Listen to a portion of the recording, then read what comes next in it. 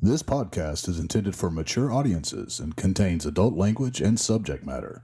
Listeners, please be advised.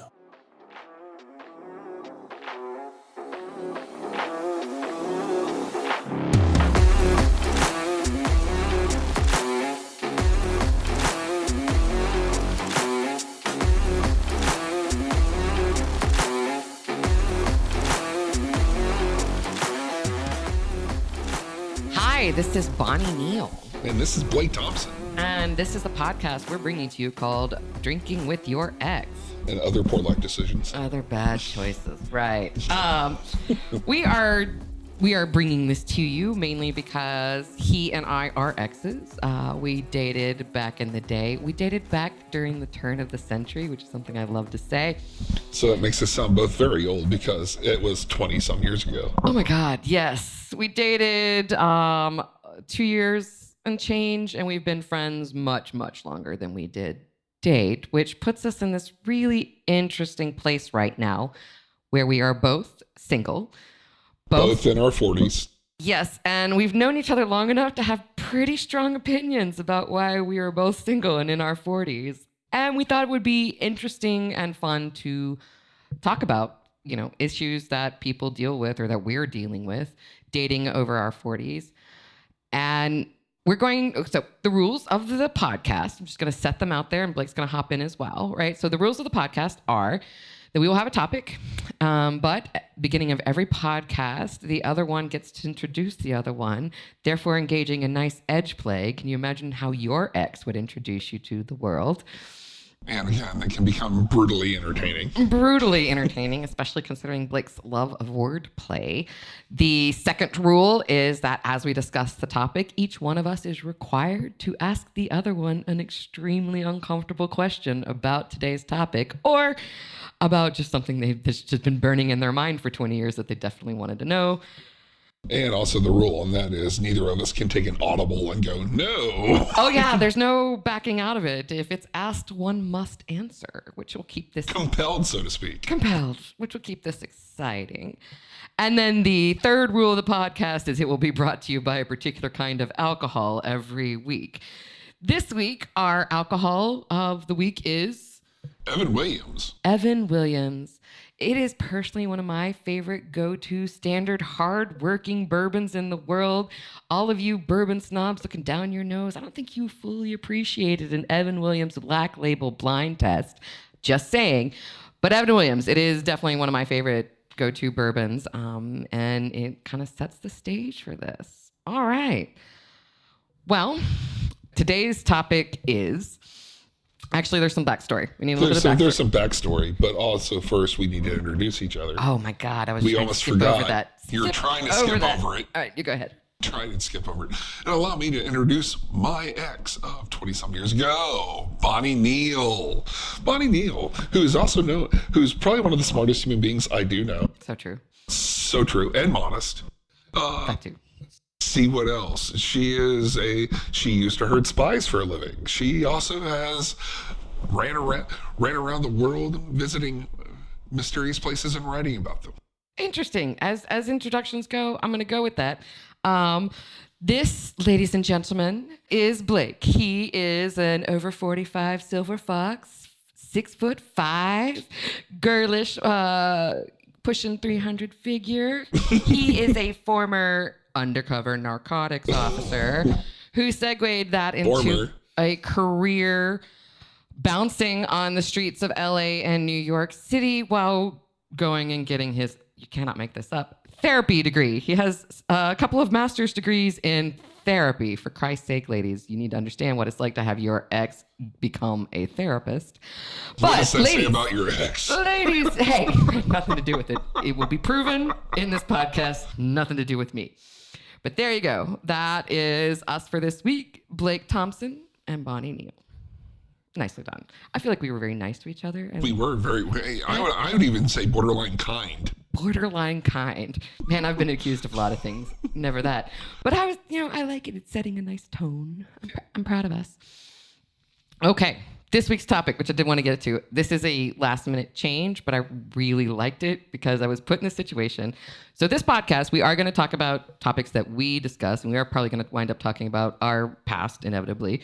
But we'd also like to, get questions from the audience, solicit some ideas and get some ideas from those out there in the dating world like we are. And this is one particular situation. A mutual friend of ours is dating a man that is not quite over 40. He is 38. So she says. We don't know if he actually exists or not. It's true. None of us have actually met him. So sometimes we refer to him as his Canadian boyfriend, like, my boyfriend in Canada. Right. But according to her, he is 38 years old. So he's not quite 40, but he's on his way. And they started out this relationship having kind of rock star, porn star sex. And the last couple of times, there has been an inability to come. And, our mutual friend was talking to me about it, and she asked me what I thought. Does that, what do I think when, my partner starts having erection difficulties, difficulty obtaining erection. But I think it's actually really specific to difficulties in climaxing during sex, and whether that meant that he was not into her anymore, or whether that meant a lot of different things. And while put on the spot, I was like, oh, I would like to phone a friend. This is a question that I know that I can put to Blake, and he will tell me honestly what he thinks. Yeah, and also, just so everybody knows, Blake's actually a professional counselor and has had a lot of schooling on sexuality and actually male sexual dysfunction. Right. You're a smarty pants who knows all these things. You know the scientific answer, and I think you're also probably going to tell us the emotional answer. So absolutely. Go. Tell this is me calling you up. Blake, hey, what should a woman think when a partner is no longer climaxing in bed? Well, for one of the most important things, rather than thinking, is asking. Yeah. I know, yeah. I mean, like, what's all this? Oh no! Talking? Yes, ladies and gentlemen, we were talking about open communication in a relationship. All right, Dad, go on. Thinking where one can jump to conclusions, and some of those conclusions are based in reality, especially when it comes to the securities or insecurities of the relationship, and also the newness of the relationship, where your communication about sex, because as we know, like as Americans, we don't talk about it. That makes it hotter, right? Mm-hmm. No. Okay, yes, communication, newness, right? I'm of the opinion that men of a certain age, past a certain age, have trained their dick for a combo lock, right? That after, let's give it a bit, after 2.5 decades of masturbation, the dick only works with certain combination locks, right? And that need for a combination lock, which maybe involves, like, what did you say, being punched in the nose twice and then sticking your foot in a bear trap. I'm just saying, like, to get off, you've conditioned yourself into a particular way to where you need particular scenarios to get off. Correct. And I'm of the opinion that if you're a man over 30, you have a combo lock. And that combo lock is kind of what it takes for you to, wait for the word, consistently come, right? And I'm a big believer in the power of new strange, that any man that has the power of new pussy in front of him can overcome the restrictions of the combo lock, meaning they can come without it. They can overcome the restrictions from the combo lock, but there's also a lot of factors that can disable that combo lock. Well, that overcoming of the restrictions of the combo lock has a time limit. That once it's no longer, who knows what it is, whatever that inevitable threshold is, but once that strange is no longer nice, new strange, it becomes reliably comfortable strange, then a combo lock gets put back into force. And that's when they have to communicate, Dad, about what their actual combo lock involves. And this is where it becomes awkward conversations like, put on this wig and act like a tarantula. Not that ever happened. Are you kink shaming me? No, I would never. That tarantula thing didn't involve a wig. Please stop it. It's fine. It's fine. I'm the one that needs punched in the face and have my foot in a bear trap now. So, ladies, I'm just letting you know, just giving you the, Yes, extra I'm giving you the 411, ladies and 411. gentlemen. The extra 411 on how to unlock Blake Thompson's amazing combo lock. But again, like when you're looking at the combo lock, it's much a mental game as it is a physical game, especially for men, and especially if there's an insecurity involved. Like, if the newness of the relationship is scary, are they intimidated by their partner? Are they worried about? Or are they having performance anxiety? Right. And so this is where you get into, like, forgive me, the emotions of the situation, right? There are, of course, physiological implications, right? Hydraulics, and hydraulics are a thing, blood pressure, good cardiovascular health. There are physiological reasons for not being able to get and maintain an erection. There are physiological reasons for, I don't know if I've particularly heard of a physiological reason for not being able to climax. Well, also it could be a chemical thing, like ingestion of, where you're talking as someone's like, say they popped a Viagra, where there you have people that can go, they're the Energizer Bunny, they can keep going and keep going and keep going, but there's no climax. It's just like, hi, I have the North Pole and I'm about to penetrate you a lot and I can't get off because of insert said chemical. Oh, wow. Or there's also, as like, sorry guys, there's also whiskey dick, where it's like all of a sudden you're raring to go, you're ready to go, but you know what? You shouldn't have done that last shot of Jameson. And then all of a sudden it's like, yes, you're going and you're going and you're going, but you're not. Oh, well, I mean, there is another reason to, you're over 40, goddammit. We're allowed to have sex without being drunk. I'm just saying, let's be better than we were in college. Okay, all right, fine, yes. But it's the 21st century. We all get to be loaded now. All right, fine. So there are physiological reasons, both involving cardiovascular health and also involving, consumption of chemicals. But the interesting stuff is, like, what are the emotional reasons? Like you just said, like, him not coming could be related to him finding her intimidating. Mm-hmm. Ow. And why? And ew. Tell me more. Well, when you think about it, it's like, especially if, and again, this is where we start talking about male insecurity or insecurity in general, just in the relationship, where the individual could be intimidated, and it could be intellectually, could be sexually. He may be 38 years old, but he also may be inexperienced. He might have not had that many partners. I mean, that's something to consider. Or he's had quite a few partners, and he's still unsure what good sex looks like for him. Okay. Well, there's something I feel like transcends the gender divide. Mm-hmm. You can be quite an experienced sexual partner and still not have a good idea about what sex means for you, or more accurately, what good sex means for you. Yeah. Right? You might not have experienced yet. Yeah. I mean, I would say, I know some ladies in my family and in my experience, right, that, apparently grew up the victims of, West Texas romance, which is cowboys hang on for 8 seconds, then get up and throw their hat in the air, who, the last time I checked in with some of them were 35 years old and had never had an orgasm. And I'm like, oh my God, this is a travesty of life. And much like being from Southern Ohio, it's very similar. Except instead of the cowboy hat, they're throwing their skull hat in the air. Well, And screaming yeehaw. Yeehaw. Because the back of the bed of a truck is so romantic. Oh my God. I do think that is like the unthought rule that most parents of teenagers should think through. The fact that you are prudish about your teenagers having sex mean that the majority of us are losing our virginity in automobiles. All right. Mm-hmm. And we're probably the third generation of that. And that's just sad. And we're still going and going and going. Hopefully this goes away with the boomers, but that's just me. I mean, can't we just, I don't know, like kill the Puritans, kill it with fire. Oh. But again, it's like and I agree with you, there are things that do transcend the gender divide, where, as you just said, women that have not had an orgasm and they're 35 pushing on 40 years old. And that on some level is a failure of the partner, but I do believe after the age of 30, it is your responsibility as a human to yourself to figure out your body, to figure out what combo lock for your body it unlocks, a climax and an orgasm, because that is both the gift you are giving yourself and a gift you're bringing to your partnership. And so, is this failure to climax? Is this him not understanding what his body is?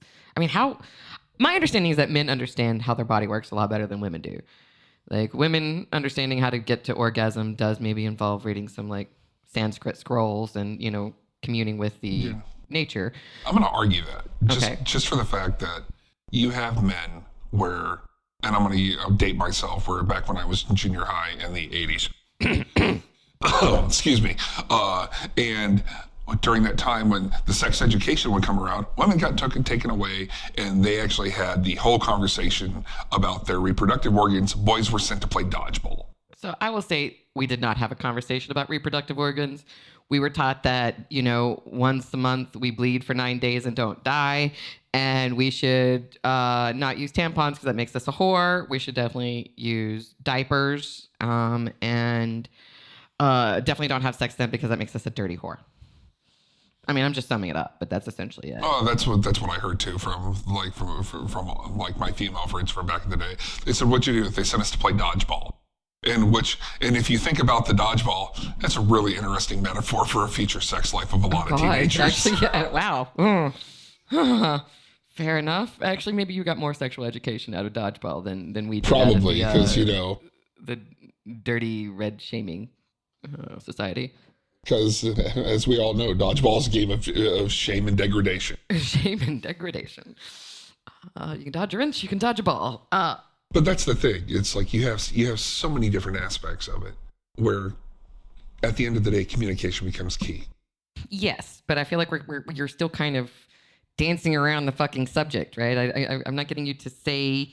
Okay, let's see. How many? And I'm gonna use this. And this is where I'm shooting down my gender, guys. Sorry. How many men do you know are actually heavily sexually aware of themselves and their bodies? Well, I think I know more than most because I know an awful lot of freaky tantric hippies. But I would say, as a whole, yes, men in America are just as clueless about sex as women are. I also think that like the problem that leads to a combo luck is that they do actually perhaps spend a lot more time masturbating. Well, yeah, it's and that is at least understanding the mechanics of your body if you're not sometimes training it badly. And most people were embarrassed to have that conversation with their young sons. But yes, about sex. And about the inner workings of it. Where do they learn? Where does most Americans learn about sex? Porn. Which is, I'm sorry to break this to everybody, not real. Porn is not real. And it's like you develop these intricate fantasies. Hence the combination lock. Right. And the combination lock goes from 2 digits to 3 digits to 10 digits to 15 digits. And then all of a sudden you're watching, it's like, yeah, I can't do this without clown porn and a bear trap. I mean... You break the penis, yes. You break the penis through, what is it, niche use, so to speak. Whereas I think women sometimes just ignore it. And so they're starting from a level of ignorance, of lack of... Unless they have made a concerted effort to give a shit about their own sexual pleasure and to do some sort of sexual exploration and awakening, or they've been extraordinarily lucky to find a partner that was... insistent on exploring their own pleasure with them. I think it's just through a lack of care on some level. Like I would say consideration. A lack of consideration, and it just becomes something like, you're supposed to care about it, but then you've got to, you've got kids, you've got a job, you've got a commute, you've got a this, you've got a laundry, that it becomes a priority that keeps dropping down the list. Keeps dropping down the list. But again, it's like, as any healthy sexual relationship should be, or could be, where you have, speaking as a man, having the consideration to ask his partner. Yeah, I mean, I think that's... Ask his... I actually don't think it's that rare. I actually think that it happens more often, or else we would have more divorce. I just think it's actually just not a culturally celebrated, encouraged trait in. Again, it goes back to our Americans' puritanical nature, where it's like these are things you don't talk about. Even though if you jump on any social media, any television show, any book, there's so much information out there for developing a healthy sexual relationship. Right, but no one walks into a bookstore and goes, "Hi, I'm buying the book about Kink 101," and they proudly walk up to the counter and slap it on the counter because they feel like they're doing something wrong. Kink, or I mean, just basic sex in general.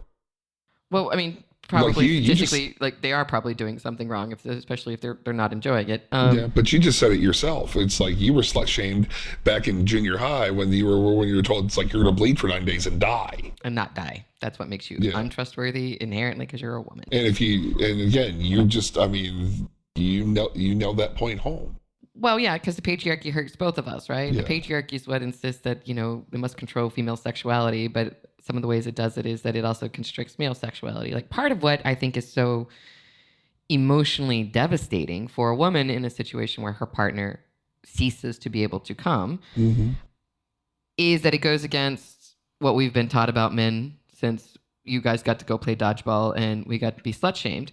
Is we're taught that men are up for it at all times. Every time they're slavering dogs who are just going to hop on you and hump your leg. And, your role is to be, an uptight cock tease until that rings on your finger and then you surrender it and he will fall upon you at all times like a jackhammer. And so when he doesn't fall upon you like a jackhammer, you are like, oh my God, I'm unattractive as a woman. I have no femininity. He's fucking 8 other people and not me. Like you start running through like you failed as a woman because he doesn't want to fuck you at all times under any circumstances. And like that kind of, it's the stereotypes that dehumanize us both, but it's hard to, it's hard to step back from like just the hurt that happens there. I mean, that's the other big consideration. It's like from your friend's point of view, it's incredibly hurtful. Yes. Especially again, as like I know I'm beating the dead horse with the communication part, but she doesn't know what's happening. She's coming up with like different scenarios in her head why this may be happening, and the majority of the scenarios that she came up with, she was blaming herself because it makes you feel more in control of it. And I did point that out to her. But here's the thing though, like how do you even talk about it? Like every guy I've ever known who had hydraulics issues, I don't think I've ever had a situation where they've ceased to be able to come, but definitely, difficulties maintaining an erection. Apparently you asking questions about it just makes it even worse. And they look at you like you've kicked a puppy or something when you're like, well, again, it's like what can we do? And like it becomes this wall of silence and awkward and shame. And like, I don't even know how to even, I mean, I don't have a lot of patience for it now that I'm like, all right, we're over fucking 40. Let's put on our adult pants and let's talk about the world. But again, that's where we're at. Yes. But when you have individuals that are younger than us, as like most people are that I am. Well, definitely you. My God, you're so old. But go ahead. I'm sorry. I got my AARP card and my Costco card. Leave me alone. Anyhow. Oh, that covers all manners of sins. Yeah. But again, it's like you have younger individuals that are still unsure how to broach these topics because they're embarrassing. And they feel that embarrassment and they feel the shame of it. Yes, but I'm going to say, all right, I'm just going to put this out there that if you're over 40 and you haven't figured out that being embarrassed won't kill you, then I'm here to break some other news to you. Santa Claus isn't real. But the Tooth Fairy is. Well, I mean, he's got a tattoo shop in East Austin. It's fine. No, but you know what I mean? I'm just like, God, just put on your big girl pants here. Like, just put on your big boy pants, right? There's a lot of different things that can go wrong with the body. Let's just talk about it. But I mean, I get it. That's hard to do. I mean, it's hard to do. And again, like when you add extracurricular activities into it. Are we talking about drugs? Is that what you mean? I mean, talk about anything. Could be drugs, could be an extramarital affair, or it could be, like he doesn't know who the side piece is. You mean she doesn't know who the side piece is? I'm saying he doesn't know. Who because he's still trying to decide. Oh, So lack of coming is an indication of cheating? That there's somebody else I out didn't there? say cheating. I didn't say cheating. You could have a person that has multiple partners. Ah. Because as far as I know, is that their relationship wasn't mutually exclusive. Yes, no, it definitely is. Oh, it definitely is. It definitely is, but man, we can't let her listen to this. That will like incite all kinds of snakes in her head, and she will go insane. Again, But should she? Right? it's is this a sign that we should talk about it's like, okay, other partners in the bed? it's like, do you have other partners? Are you thinking about it? It's like not even if the partner is there yet. Like, are you thinking about it? Wow. It's like, are you thinking about having a different partner? Are you thinking 1 relationship ahead, 2 relationships ahead, 5 relationships ahead? Wow.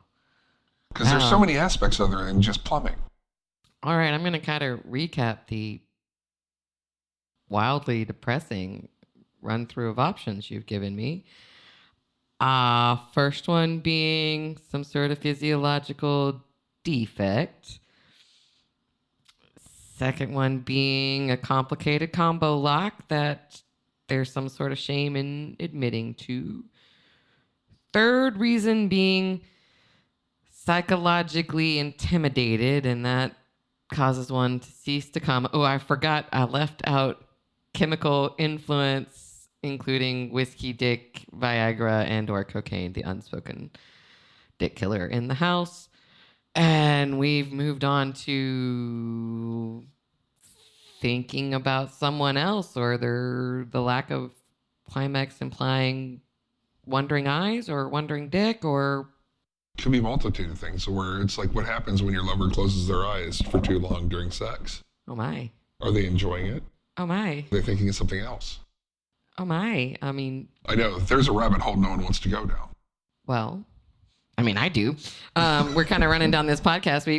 I feel like that's a topic for another issue. What happens when your lover closes their eyes throughout sex? Wow. All right, let's get to the uncomfortable questions part of this podcast, because, man, I'm really a little depressed by all of your answers, Blake. This is upsetting. You asked for honesty, and like I I'm did. I'm going by my personal and some of these things they're personal for me. Be candid. There's some of these things where I'm coming from like my professional background, where like these are things I've heard from clients. Well, I mean, there you go. I mean, you just kind of segued into the uncomfortable question that I'm going to ask you. Have you ever had an experience where you've been unable to come with a partner? If so, what was the reason? Sexual prowess on my end. Elaborate. Where like I had a partner that was much more experienced than I was. Okay. And and I'll be candid, it was intimidating for me. And I'm not talking about like, just like the physical act, like the educated act, and like extreme education background, like in kink and polyamory, and just like go down the whole laundry list, and has read all the books and done all the things. And as much as I like to say I'm the smartest person in the room, in that instant I wasn't. And I'm not afraid to admit that. And then, okay, like we had one really awkward sexual encounter, and she said, okay, we need to talk about sex afterward. Yeah. And so it was, forgive me. I mean, I think a lot of men think about like how awesome it'd be to sleep with a porn star. I personally would find that wildly intimidating. Is that sort of the situation? That's exactly the situation I'm talking about. Okay. Yes, ladies and gentlemen, this individual I'm talking about is an ex-porn star. Oh, right on. Okay. So, but it was like, it sounds great in your head, and then in reality, it sounds great in your head, but then all of a sudden performance anxiety happens. Right. Like I had no problem maintaining an erection. I was incredibly attracted to her, but like the biggest challenge I had was, am I good enough? Comparatively, you started feeling like the ghosts of everyone who's gone before you. Are you? Yeah, and it's like, and again, it wasn't so much like there's like half intimidation, half fear.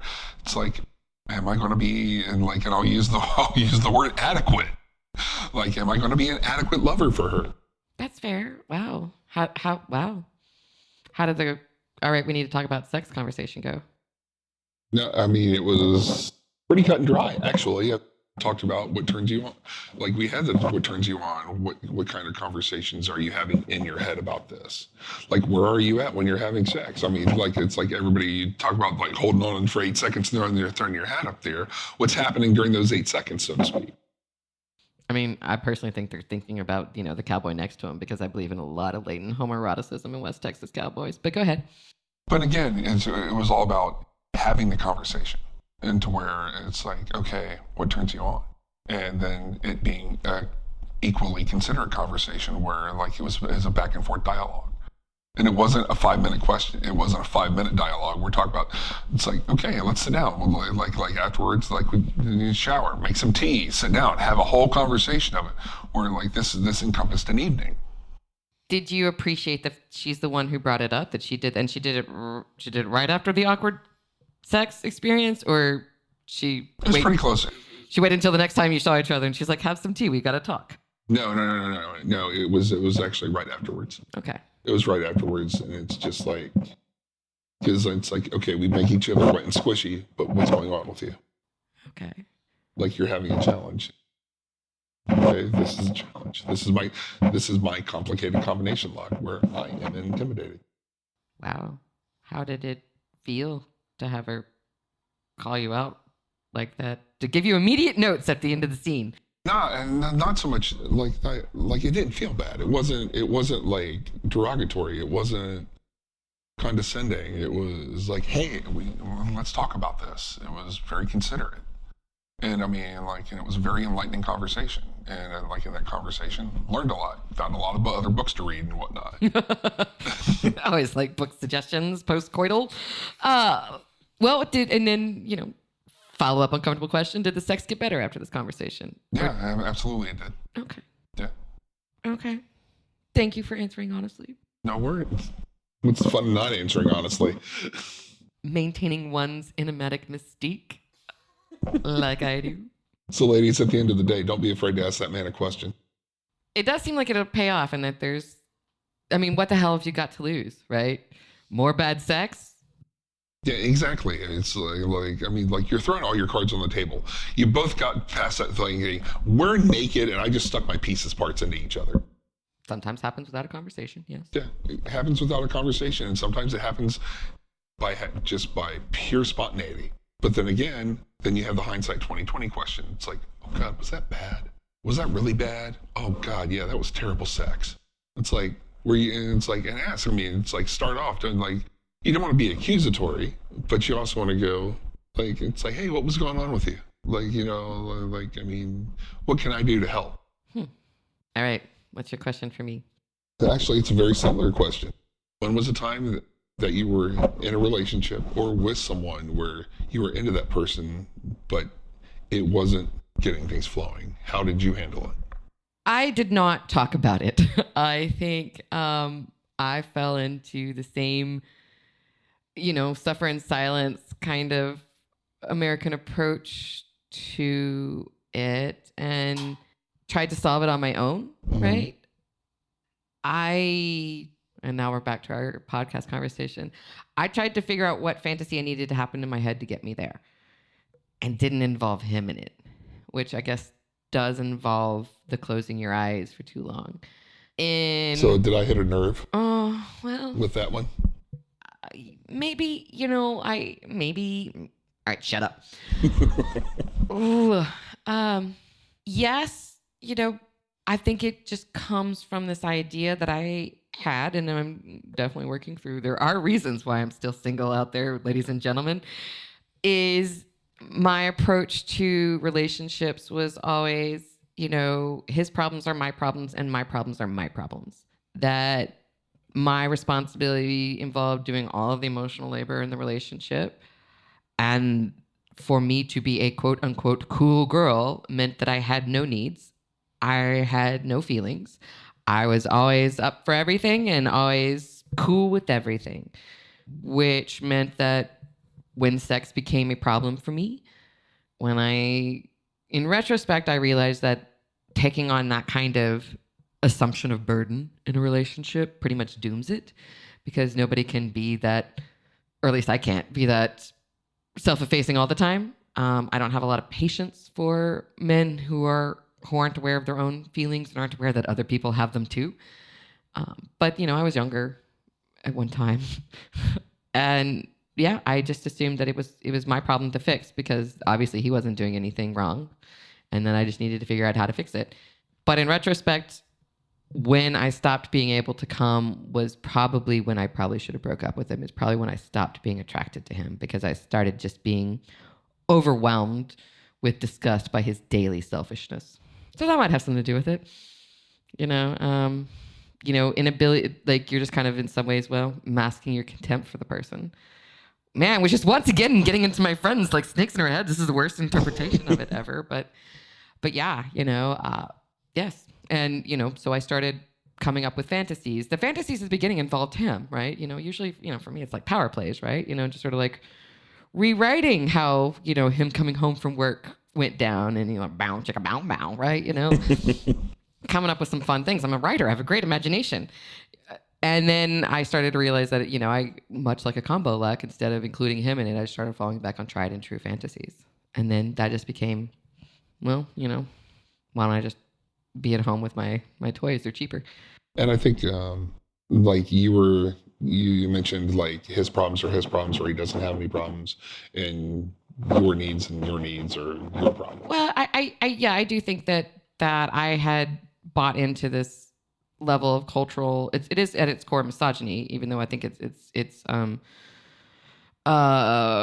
things about patriarchy and toxic masculinity where, I didn't want to be the needy woman. I didn't want to be the crying woman. I've always wanted to be the cool girl, right? And I am kind of the cool girl, and I can out guy the guys by being that dismissive and, disassociated from my feelings, which is a weird competition to get into, but I can win, and...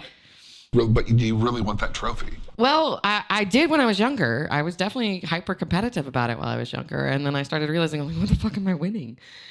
And I realized that, but yeah, I that is, I think, I am not unusual in speaking for the female species when we're taught to approach relationship with a guy by denying that we have feelings and being very careful of what feelings we ask him to handle, like pretending we don't have emotional needs, pretending we don't need him to call, don't need him to text, don't need him to we have to be cool with ghosting, right? Like there's a lot of there's a lot of factors. There's a lot of factors into it. And so, but I had approached, but honestly, I feel like that's just an unsustainable relationship dynamic after a while.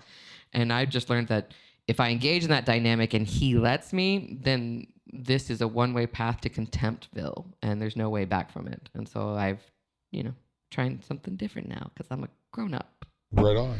Sort of. And also, it's, I think, taking dual ownership of it. When you talk about your sex life or my sex life or my sexual desires, it's like we're adding the okay, it's our sex life. Right. Where, and again, coming back on and looking at how can we communicate this? How can we talk about this? How can we do this? It's like some of us are farther away from 40 than others, and well, I've learned not to fear the communication. Mm-hmm. Granted, my last ex, that did not happen, but don't judge me on that. But I've learned not to fear the communication. Like talking about sex can be fun, instead of thinking about what is it you want. I don't really like the yes, no, maybe list. I don't like somehow the sometimes transactional conversation that kink people do. Sorry. I like the sort of trading of fantasies, right? Being like, all right, I like this one. How about that one? Oh yeah, I've got an outfit for that, Right. I mean, I think it's fun. I think the fun part about it is, we're in the BDSM community where you're building a scene. What turns you on? What do you want involved in this? What type of story do you want to tell with it? Right. Write your own erotica. Write your own erotica. I like what kind of story do you want to tell? I'm a writer, of course, so I like the stories. Let's just start there. Because at the end of the day, it is the story that's happening in my head that is communicating the story that's happening in my body. Mm-hmm. And sometimes that ideally should involve my other partner 75% of the time. You should. That'd be great. That's the goal. Goals. These are good goals. They are. I think we're actually really close to our time. Oh, I'm really impressed with us. This was a good conversation. That was a great conversation. Because I didn't, you kind of wandered off into yes, dad and yes, counselor moments at times, but. And then when you called me, when you called me about this topic, you said, I'm phoning a friend and I'm asking your professional opinion. So I put on the professional opinion, you put on the counselor voice. That's true, but I knew you would also tell me the truth. But also in this but one. you know, you gave me the professional answer, which I did pass on to her, which I'm actually kind of glad that I did, because man, this conversation was wildly more depressing than I gave her. But I did also give her the intervention thing, which is like, you know, there's actually no way in which we can like forensic Sherlock this out. It does involve actually having that conversation, which we did all keep coming back to. It does involve communicating. It's all about the communication. Yeah. God, if only like we didn't have to communicate. If only it was like a podcast that just said things. Anyway, thank you, Blake. This has been lovely. It's been awesome. I think this is a great first episode. I think so too. Thank you very much. This has been great. Once again, this is Bonnie Neal. And this is Blake Thompson. And this is Drinking with Your Ex. It's time for a refill, everybody. Totally.